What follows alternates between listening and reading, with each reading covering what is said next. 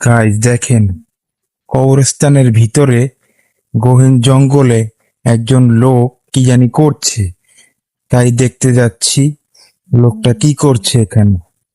কি করছেন আপনি এখানে? গাছ কাটছেন কেন? গাছ কাটছি, এগুলো পরিষ্কার করতে আসি। এগুলো পরিষ্কার করি, এগুলো মাড়ি ফেলাবো, কবরস্থান ঠিক করব, আমরা নিজেরা এখানে শুইতে হইব।